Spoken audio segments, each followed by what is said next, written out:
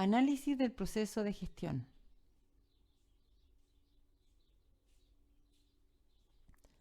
Análisis del proceso de gestión. Cápsula 3. Bien, aquí analizaremos en esta cápsula algo que es fundamental y que lo hemos dicho con anterioridad. Es fundamental no solamente formular una buena estrategia adaptada al dinamismo de la empresa, sino que además necesitamos que nos acompañe la estructura y los procesos de gestión para poder implementarla bien. Sin esa implementación, probablemente no lograremos la misión ni la visión que nos hemos propuesto. Frente a eso, lo primero que vamos a analizar en esta cápsula es la estructura y elementos de la organización. 6 partes fundamentales. Según este autor, Henry, nos analiza, cuáles son los aspectos fundamentales que debe tener la estructura. Si observan, tenemos una parte, la parte de más arriba, que es la parte estratégica. Ápice estratégico. Luego viene la línea intermedia y luego el núcleo de operación. El ápice estratégico cumple obviamente la formulación de la estrategia y el liderazgo para poder implementarla. Las líneas intermedias también constituyen el liderazgo de implementación. Y por otra parte, la parte más abajo es el núcleo operativo, que sin ello no se lograría la estrategia. Tenemos a un lado el personal de apoyo, entre ellos, por ejemplo, sería recurso humano, asesorías en general, y el tecnoestructura, toda la parte de tecnología. Actualmente, el teletrabajo, por ejemplo, ha involucrado mucho la tecnoestructura.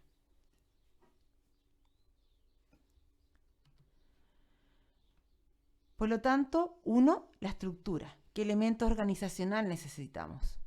Segundo, mecanismos de coordinación. Esto es fundamental, porque la coordinación nos lleva a un buen alineamiento estratégico. Dentro del mecanismo de coordinación, aquí está una tabla donde podemos analizar, que es de Guerras y Montoro, 2002 publicado, que podemos analizar los mecanismos de coordinación para el diseño organizativo interno como externo.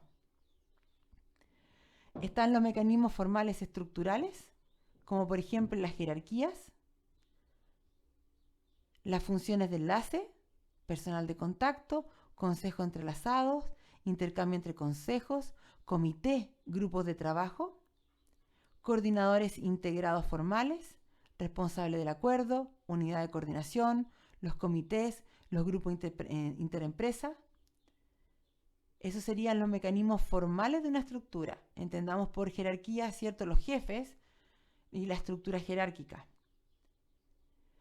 Mecanismos formales no estructurales, normalización de tareas, por ejemplo, normalización de resultados, normalización de habilidades, sistema de incentivos, serían mecanismos formales no estructurales. No está dentro de la estructura, pero por ejemplo el sistema de incentivo.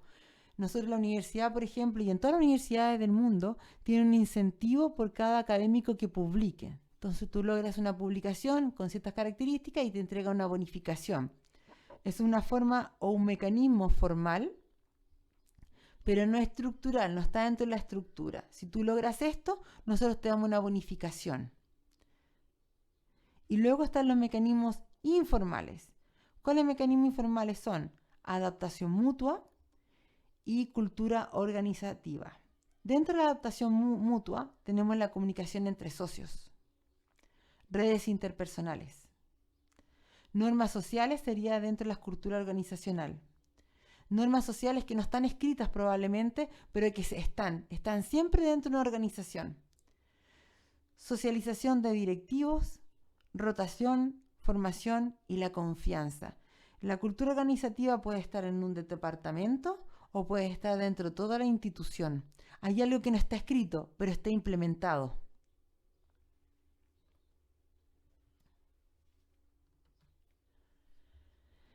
Dentro de la adaptación mutua tenemos esta comunicación informal, esta como adaptación que hay entre subordinados y director.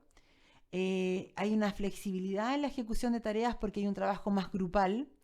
Exige habilidades en las personas que deben coordinarse. Por eso que nosotros en el MBA tratamos de desarrollar esta adaptación mutua en el trabajo grupal.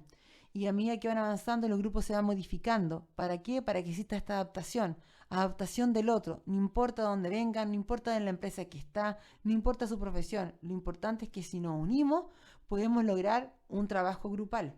Puedo comprender al otro y el otro me puede comprender a mí. Lo que queremos desarrollar con estos trabajos grupales es esto, adaptación mutua. Por otra parte, tenemos la formal, que es la supervisión directa, que existe una autoridad y que existen subordinados. Esta sería la formal. Y si se fijan, siempre tenemos jerarquía. Por ejemplo, jerarquía 1, 2 y 3. Y hay una cadena de mando jerárquico. Cada vez que la jerarquía es más alta, tiene más responsabilidades y va, ¿cierto?, descentralizando las responsabilidades a los mandos más bajos. Tenemos aquí coordinación mediante estándares de procesos. Yo estandarizo bajo el concepto de proceso. ¿Qué significa esto? Es una formalización del comportamiento mediante el efecto de procesos. Detalle los procesos de cada una de las personas y la manera en que lo tiene que desarrollar en forma individual, como también la puedo unir en forma grupal. Coordinación mediante estandarización de resultados. Especifico qué resultados se necesita diario, a la semana o al mes. Estos son fundamentales, tanto desde procedimientos como resultados, por ejemplo, para implementar el teletrabajo. ¿Cuánto yo voy a dar de resultado a la semana? ¿Cuánto van a ser los procedimientos que se tienen que desarrollar para medir si el teletrabajo está funcionando o no? También tenemos la estandarización de conocimientos. Generalmente se utilizan para académicos, para médicos, todo lo que implique investigación o entrega de conocimientos. Ahí, ¿cierto?, se utiliza este tipo de estandarización. Ejemplo, especificar y definir los tipos de preparación requeridas para asumir un cargo. Por ejemplo, para los académicos, ¿qué se necesita? Ser doctor, por ejemplo, o ser magíster, o tener ciertas características de desarrollo de ciertas habilidades. La otra es una estandarización centrada en la formación. Y luego tenemos la coordinación mediante estandarización de reglas. Las reglas es como un poco más para los mandos un poco más bajos, en el cual uno tiene que seguir ciertas reglas y cierto mando. Y generalmente se le asume mucho a las personas que están ingresando a hacer prácticas o que están en los mandos muy, muy bajos, que solamente tienen que seguir reglas, por ejemplo, para producir un determinado bien, para disminuir el efecto de accidentes, etc. Ahí están las estandarizaciones.